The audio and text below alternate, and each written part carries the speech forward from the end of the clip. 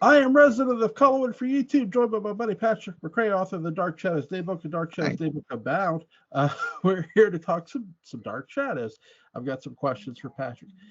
So, Patrick, I did a video about Amanda Harris here recently. Yeah. Do you Yeah. think she should have lived?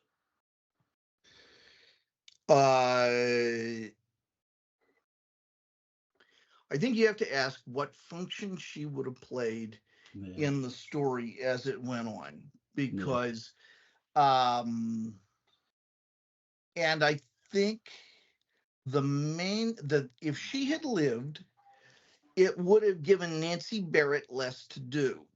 yeah, And I think, I'm not certain, but certainly Nancy Barrett reads as a little younger than yeah, Donna McKechnie, and I think she was an important element for the youth audience to be able to identify with on the show. Because then you think, well, what was Nancy Barrett's function in the Leviathan arc? And of course, it was to be Mrs. Jebb. Now, Amanda Harris being Mrs. Jebb, the positive quality of that is that the Leviathans they have this truly kind of synthetic woman. Nicholas Blair is always fascinated with the synthetic race that yeah, he can create. And well, guess who's found a sideways way to do that? And that's Charles Delaware Tate. yeah, It's funny that Nicholas Blair, a man of magic, should have gone looking for it in technology, when in fact it was magic all along that would have created it. Just sort of emphasizing the fact that Petofi had something to do with a different school of magic, a different universe of magic than the weird Judeo-Christian stuff that was going on there. So that would have been interesting, and you would have brought in Quentin and Jebb, and potentially, if they had kept Barnabas on the team of Jebb, Quentin and Barnabas into direct conflict. That would have been interesting. However, it would have been you would have had to really play up this being the love of Quentin's life. right, And thus, Quentin is really, he could not save all of the others, but by God, he can save her. And it yeah, would have to be written from that perspective, I think, to connect it to Collinwood. However, having said that, connecting it to Carolyn really gives Carolyn, I think, a great sense of purpose, yeah, that perhaps she did not have, or she would not have had, because then you ask, well, gosh, what do you give Nancy Barrett to do? Maggie barely has any. I mean, Maggie barely has anything to do in the storyline, yeah, as far as I remember, and then Nancy Barrett doesn't either. You have then seeded over everything to not even the B team, the C team. yeah. So those are the rough things in balance, I think. Yeah, in the Leviathan arc, to your point about Catherine not having much to do, they do add the Leviathan, more specifically, the young kid, more agitates her. She hears the breathing sound that is sort of almost haunting Collinwood. It's more haunting her than anything else. I She's one do of the good like that they, guys, yeah. yeah, I do like that they do that with her. Um, I'm with you to a degree. I would say if they, because the fact that they have Charles Delaware Tate being able to create life was a really imaginative, and the writers always found imaginative ways to do stuff. This was just a lot of fun and really imaginative for the writers to do. Oh, let's have a painter who can bring people to life by drawing them. It's like holy hell, you I know. I have a theory, and this is not just me being goofy or making the haha. I mean, this is really quite serious. I have a theory about what Tate did every time he had to paint something. Every time he had to paint something, he had the painting, and what you saw in the canvas was just the center of the canvas. That he actually worked on much larger canvases, and let's say he had a distinctive ring or something like that. He painted over it his own hand as a fist with that ring, and he made it so that the hand was gigantic against whatever, imagine he had to do a dragon for a cover or something like that. Well, Christ almighty. But if he makes it so that then, wham, the fist comes down, that's always there, that he has that power to do that, then he has some sort of control. Yeah. I do like the fact too, he makes the smart decision to paint over Quentin's portrait to hide it from him. Yeah. I really thought, because they do have, Dark Shadows does have a lot of characters, and I do agree with you. Amanda Harris is better off killed off. The one thing, could they have just brought her back to do something else? Sure, they could have. And they barely know what to do with Quentin. Yeah, that's the thing too with 1970. A lot of characters are very interesting characters. Don't get me wrong, are here, but there's just not a lot for them to do right now. Yeah. One of the things we forget, with 1897, which has a ton of characters in it, but it lasts for 9 months, and it doesn't have them all at once. I mean, imagine some Jack Davis style, like Mad Magazine cover, they're chasing each other or whatever, of all of the characters, including characters played by, multiple characters played by the same actor, all happening at once. Yeah. And that would be crazy. That would be insane. I think what parallel, like the difference for me with like Leviathan arc and Parallel Time, Leviathan or Parallel Time makes better use of the actors' characters because they're different, with regular time.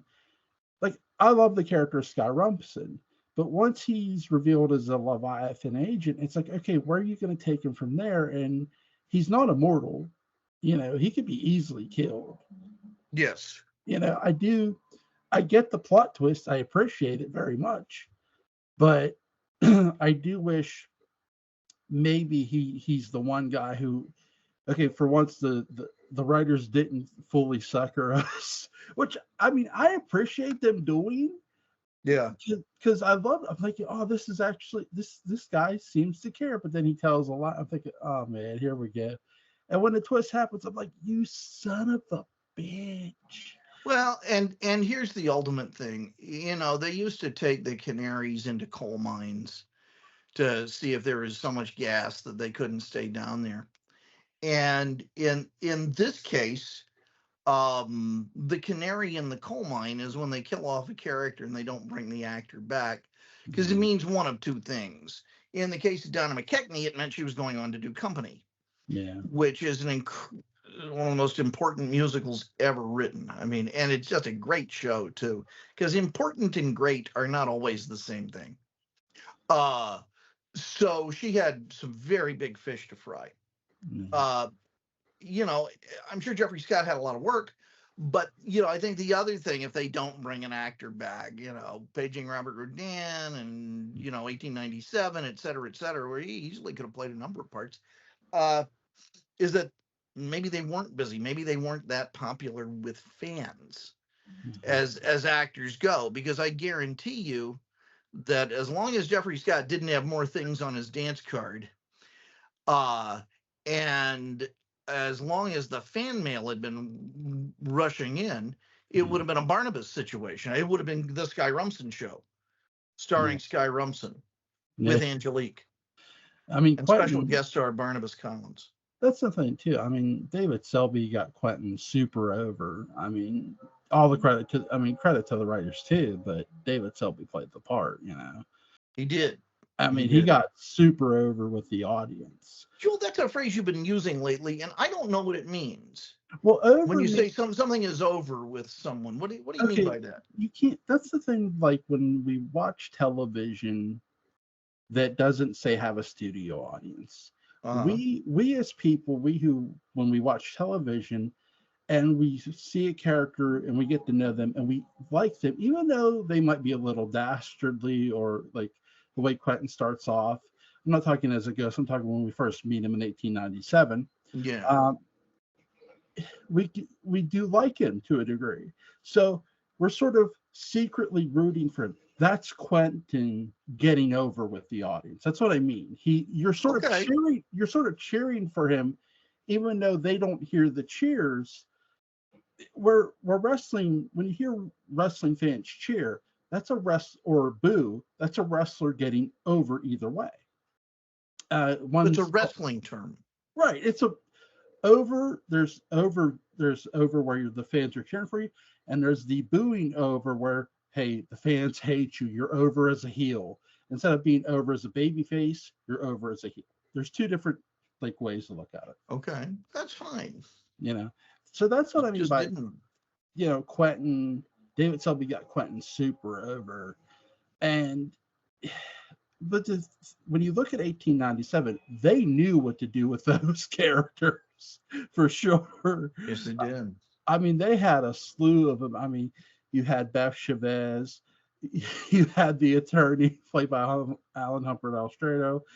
It was really good. And even Joan Bennett's Judith is a tad different from Elizabeth and really different from Naomi.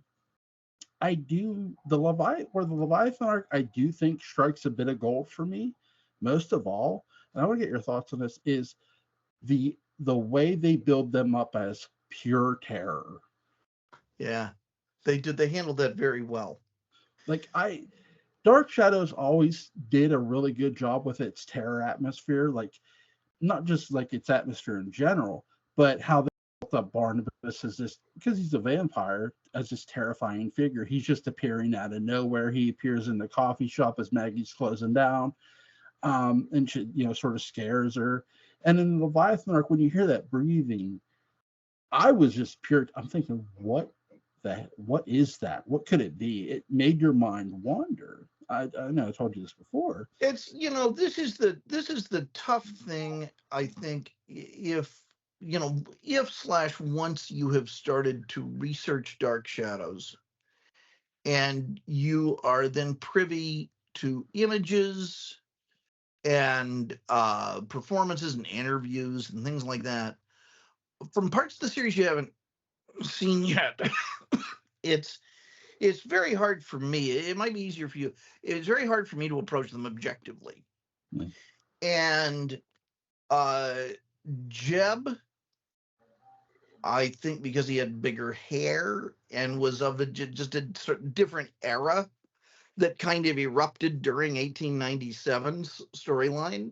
We really got a different era of fashion with men and so on that seemed to happen in that year of 1969. It really trickled into TV. And so there was always something a little silly about Jeb to me. And, he's sort of like this great big kid. He's like an evil Captain Marvel. And when I say silly, I don't mean in a bad way. I suspect Chris Penna would have agreed with me. Chris is very down on this. He had a lot of doubts about his performance as Jeb, which is silly. He shouldn't have, but he had a right to his feelings. But point being, I think that once Jeb enters into it, and that Jeb's going to turn on Nicholas when he's in that lovely dress with the devil cane and so on and so forth. Once that exists and that's a thing, everything before it suddenly exists in that context. Yeah. If you know where it's going, it's kind of hard to watch it objectively. So yes, Jewel, you were totally right about the terror. Who sells a lot of that's Dennis Patrick. Yeah. Dennis Patrick is not to be missed as one of the things that really made that work. Paul Stoddard, yeah. Sure. Having said that, once we are kind of in the world of Bruno and Bruno's hair and the whip and Chris Jennings, and it's Sheriff Davenport, who's the only character more entertaining as a zombie than he is as he's got more charisma as a zombie than he did as a sheriff. We're sort of someplace else. I think so. You have two shows, but I do think you're right. They do a very good job of probably doing some of their scariest stuff. Yeah, they really do, because when you're introducing, I think they introduce a super heavy villain the right way. They build up the terror the right way to this ultra heel that they're going to represent. I think they do a great job with that part. And I love Christopher Pennock's performance as Jeb when he's this super heel. He did a great job. So I want you to imagine something. I want you to play a little mental game. Sure. I want you to imagine that. I want you to imagine what the 1970 equivalent of Gerard Styles' clothes would have been. These severe black suits. Yeah. Your open collared vest, kind of like a bad magician, but not with ruffles and things on the shirt. Right. And I want you to imagine James Storm. Yeah. And the silences that James Storm commanded, and the way James Storm was lit as Gerard, and so on and so forth. And I want you to imagine they introduced him as Jeb. Yeah. A lot more confident, a lot more in control. Like, okay, yeah, I am fully baked. Not in that sense, although I suspect many times Michael Stroke was, but that's neither here nor there. That's according to Mr. Pennock. That he really was out of the oven, and match that up with that buildup. Just the different cosmetic treatment, maybe a slightly different writing, less emotional histrionics, more controlled, the Gerard sense of total discipline. I think what you're talking about too is less is more at times. Like, you don't always have to have a heel talk a bunch. Oh yeah, you think about that. Yeah, Barnabas does monologue a great deal. Yeah, but those monologues only hint at a bigger reality going on. And what was that like? What was that going to be like? Yeah. Yeah. Let me ask you this: if they would have, not to play Monday morning quarterback, but if they would have, because Christopher Pennock is so, like, he does a great job with his vocals, I think. But if they would have said, okay, we don't want you to talk more, we more just want you to stand and be menacing, and like you're watching the Collins family constantly, do you think if they would have took that approach, it'd have been different? Yeah, it would have been totally different, and Chris Pennock would have been fine with that. I mean, as an actor, it's I think they get the idea of stillness. Here's a principle in directing. The more in terms of blocking, blocking is. I know what blocking on the internet is. Well, no. Blocking is simply the art of and the act of giving an actor stage movement, telling them where to go on which line. So it was like the first thing they did after the read through on Dark Shadows. They would do blocking. Well, here's the principle in blocking. The less somebody moves, the more powerful they are. Yeah. It's kind of counterintuitive because we think of powerful, I'm moving around, I'm dynamic, I'm active. But no, you tend to think of Gort in Day the Earth Stood Still. Yeah. And how, you can't take your eyes on him because he's all about potential energy rather than kinetic energy. So that idea of that stillness, that command, that gaze is really vital to creating that sense of menace. And I think too, like, because I've seen Dark Shadows, especially Lila Swift, shoot stuff from the feet. Like, don't show his face. Shoot it just where you see 2 feet standing in the woods, and you have no idea who this is. It's like Quentin Tarantino. In a way, because you have to, if you're building suspense, and they were already building suspense in a large way with this arc, why not build it even more? You don't have to. They knew this better than probably I'll ever hope to learn it, that you're building your suspense is the most important thing before revealing what it is. it keeps that audience coming back. Okay, what is this? Who is this? You know, like with What is this earth love I'm feeling? right, when you talk about Gort, the fascination with Gort is, oh my God, what is this thing gonna do? Like you're just waiting. Sure, if Gort could just do that with his eye, Yeah. what the hell does he do when he starts moving around? Yep. Absolutely. And well, here's my next question for you. What's what's something you would have loved to see the character of Barnabas get to do that maybe his character didn't get to do on the show?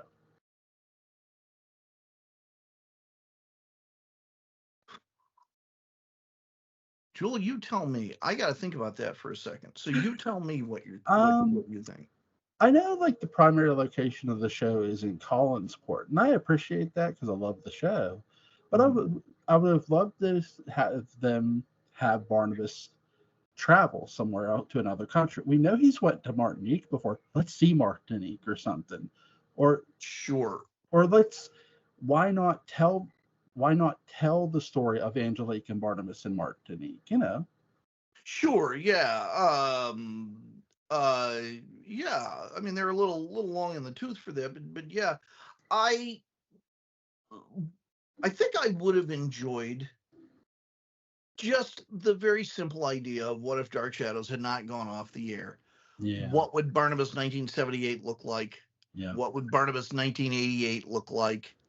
Kind of how do they treat that character? Where does that character go? Because there are a lot of important questions with Barnabas, and we asked them with the some with the Between the Shadows ladies last week. Yeah. The show for me kind of satisfies almost all of the Barnabas urges I have. When they brought Quentin for 1970, I do think I like that they gave him like a fake name. That was really smart.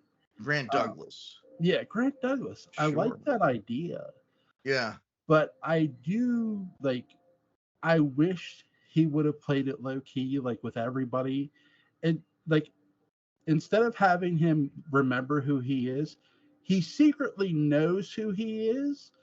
He just is keeping it from everybody because he's trying. Well, how do you know he's not? Well, that's true, but he's been scout. He tells Barnabas finally, "I was looking for Patefe," because I could see it. He was looking for love. That's that too. how many how many kids do you think Quentin really has running around? Either a lot or just two. I think he may have become. Here's a now this is getting real weird in the fan thing, but maybe some effect of the painting rendered him sterile Yeah, could have. because those kids were conceived before the painting. Yep. So I could see something like that, being justified somehow. It's too late and I'm too tired to really, work through the science of Quentin Collins' spermatozoa. But I'm sure someone will, Frank, someone will write a book about the physics of Quentin's sperm count or something, and because there's a physics book, Yeah. and Yeah. that's a scientific question. It's like Larry Niven. You ever heard of Larry Niven? I think I have. He's David's brother. He wrote a bunch of science fiction, and he's one of the greatest science fiction writers ever. And he wrote an essay, Joel, that you should really read called "Man of Steel, Woman of Kleenex." Okay. And it's about the biology of Superman and it's one of the most famous fan essays ever, but it's about the biology of Superman and why any aspect of his sexuality is utterly terrifying. Yeah. They've always like did that with jokes. How terrifying would it be to like make love to Superman, you know. Well, sure. I mean, it's not just that. It's, superpowered sperm flying through the air at supersonic speeds, seeking out anyone to impregnate. What it does when it reaches the egg, going off like a little tiny bomb. As the egg is not Kryptonian, it in no way can receive this thing. But they're like ricochet type holes through all of Metropolis as these things keep flying around, desperate to there's that. There is simply the force of certain acts of Superman's reproductive system, unchecked, uh, without a Kryptonian to receive, that this would probably lead to Lois's decapitation, um, in a horrible way when you start to think about it. Julie, you're getting very uncomfortable, and I'm enjoying it. But this is a serious essay, actually, by one of the most awarded authors in science fiction. It's a very famous essay, Man of Steel, Woman of Kleenex. Cool. I'll check it out for sure. I'm currently reading the true crime story. So the true crime story. What's that? I'm reading about a book about the Yuba County Five. Oh, well, this essay, I should take you like 5 minutes. Okay. Yeah, it's not long. Where can I find it? I just Google it. Okay. Yeah, because it's just out there, and there are essays written about it, and so it's probably the most famous comic book related extended universe piece of thinking ever. Certainly one of the big first. It was written late 60s, early 70s. That's interesting. I'll definitely give it a read. Maybe I'll read it on the channel. You would get ratings. Now, here's the thing to watch out for, though. That is very copywritten. Is it? So, yeah. Okay. Yeah, I mean, so's the day book, but I'm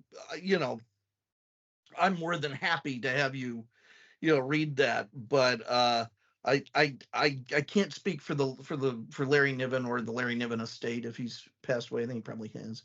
Yeah. I'll definitely look at it though. And maybe we could talk a little more about Sure. it. Oh, I think it'll be a fun chat to have. Oh, for sure. Yeah. I do have some more questions for you. When you look at Elizabeth Collins' daughter and how she finds out she was lied to, how do you feel Liz feels about her 18 Which time? Years? Well, the regular time. Liz feels about lied to by Jason? Yeah. Okay. Yeah. How she feels about her 18-year confinement, and the fact that she didn't murder Paul Stoddard, which I do like the fact that we do see only the back of Paul Stoddard's head, played by Paul Fabini, which is just hilarious. What do you think of that she was lied to and she just feels just upset about it all? Well, I would feel upset about it too. But I think her sense of liberation also, and a strange relief, has to exist in the balance. I mean, I have at various times, not by the law, but by various circumstances, been places for extended periods where I did not want to be. Where I did not want to be. And while when I think back on those times, I do think, and none of this is legal. I'm not talking about like I was, in the slammer or something. I've never seen the inside of a jail cell yet. But I've been places I didn't really want to be for times. And when that's over, while I could be consumed by bitterness about those experiences, I am just as consumed with authentic relief. That it's like, oh God, it's over. I'm out of it. So, I mean, I imagine Liz had somewhat the same. And the other thing, Joel, honestly, that's a part of the series I've probably seen twice. Yeah. Once in 1982, and then once in 2012. So my memory of, I remember things like going to the basement, the confession and the countering, and then Willie, Jason sneaking into Barnabas's house, and the getting choked. I remember that stuff very Yeah. clearly. What Liz says about it, not so much. I really, I really love Dana Elker in that episode. He's like, Sure. because he's sort of the objective reasoning voice where he goes, well, I'm not even sure what we'll find down there. He goes, we don't know what he's saying is true or not. And I think Dana Elker gets George Patterson over really well. Um, Sure. I I think that's why he's probably the best cop ever in college sports. Well, he doesn't have a lot of competition, and certainly for good, he doesn't have a lot of competition. This is a very, Collinsport is able to exist as a place for drama largely because of the lackluster, clueless, and just maybe willfully ignorant nature of the cops there. That even Patterson, I suspect, is thinking, this is too much trouble. You know what's not trouble? Saying things like, there's no more reliable character witness than Barnabas Collins. Things like that, that, God bless him. I think every year he got a check from the Collinses, and in the memo slot at Christmas it just said, thanks for playing along. Um, Yeah, I could see that. That's funny. I like that. What do you, Dr. Julia Hoffman? Do you yeah, think what do you think she did? What her life was like before she became a psychiatrist? What do you yeah, think? I've thought about that. I think probably, obviously, she worked very hard. Yeah, Probably a work obsessive. Um, Probably, this is someone who has dealt with a lot of adversity yeah, given the field that she was going into. And so you've got to ask, what sort of person in that era would put themselves up for this, and then how did it affect them further? I think probably someone who was tough, nerdy, and kind of dowdy. I imagine that she served in both the wars. She served not World War I, World War II, but World War II in Korea. yeah, Um, and and I think probably a frustrated love life is not something new to her. yeah, Um, I don't see her having a string of ex-lovers and former husbands. I think she is a, and I don't want to use the term incel, but she is kind of in the, incel was a term coined by a woman. And I think, the idea that she is, she is romantically rejected because she is such a hardcore driven chain smoking obsessive professional, and she is a hardcore driven chain smoking obsessive professional because, partly because there is no social life. I imagine probably big German family. She was happy to escape, in her younger days, and maybe medical school, and working as an adjunct with the army and things like that are ways that she was able to do it. yeah, Certainly brighter than average, um, which and angular, sort of an angular, gawky type. Um, and so she was not on the wife track yeah, of sort of the many of the bimbi with whom she was probably surrounded in what I imagine was Catholic school. She was not going to be a cheerleader or anything like that. But I suspect she was an atheist and probably open about it, which is although she does fall back into praying yeah. several times. Old habits die hard, including the ones worn by nuns. Uh, but I suspect she was pretty secular. She's just a very cold, rational, logical The person. same. Well, Catholicism is so blood obsessed.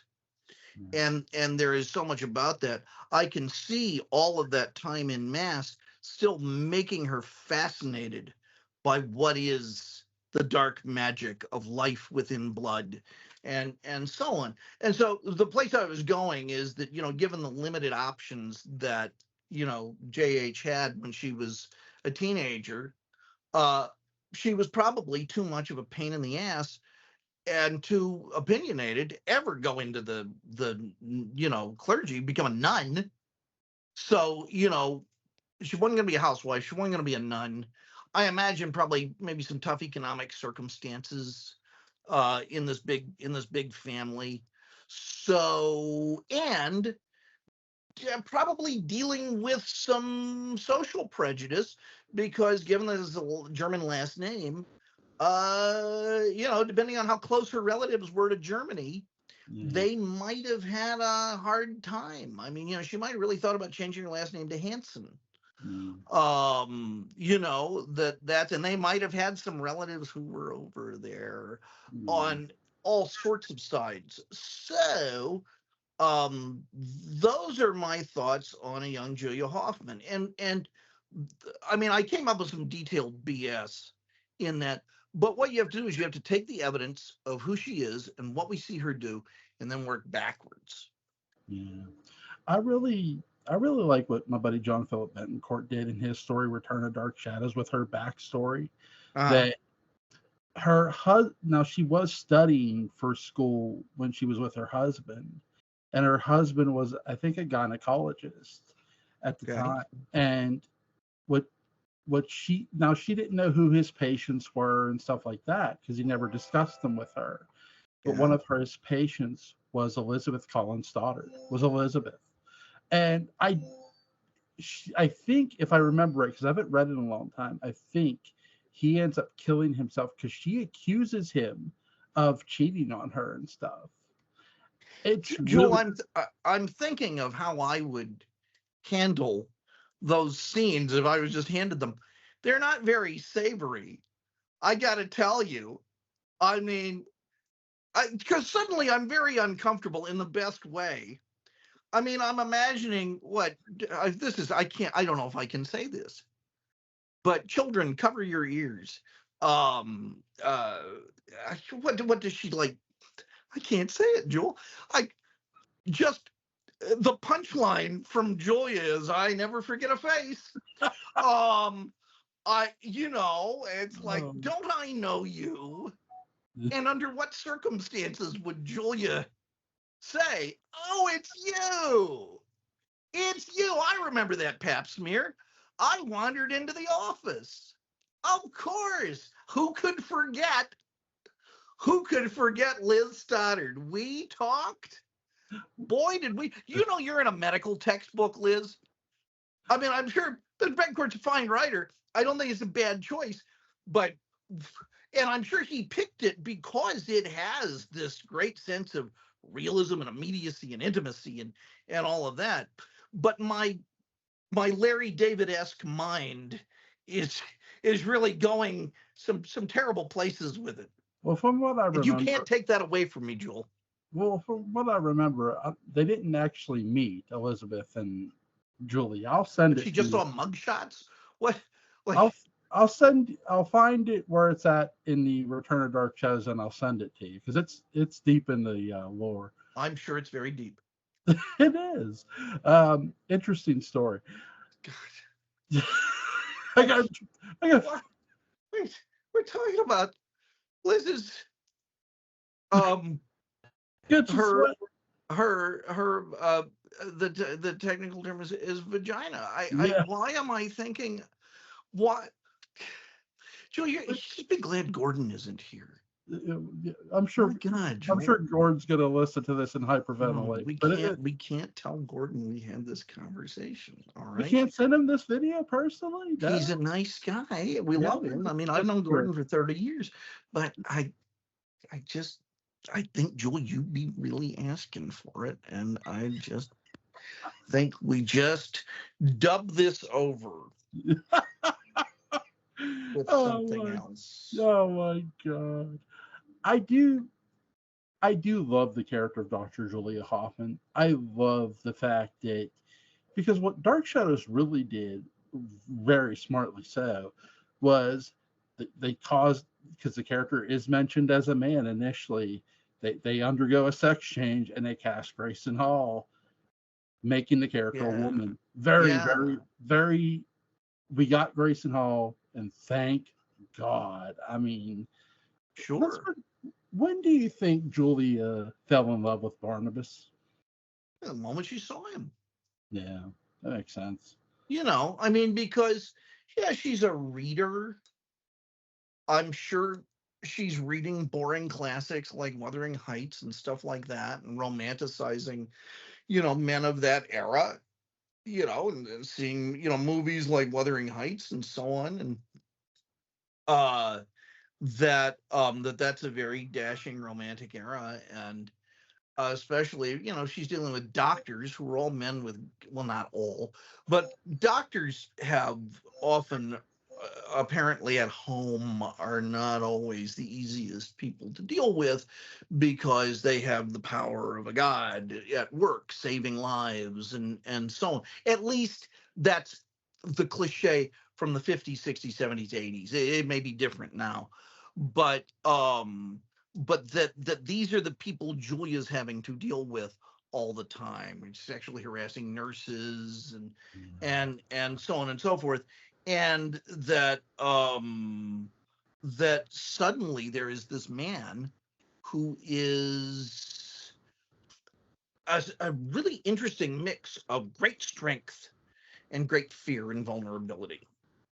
And Yeah. she can see that, and he can hold a conversation, and he's interested in it may not be her, but by God, he demonstrates he can make everything about a woman rather than everything about himself.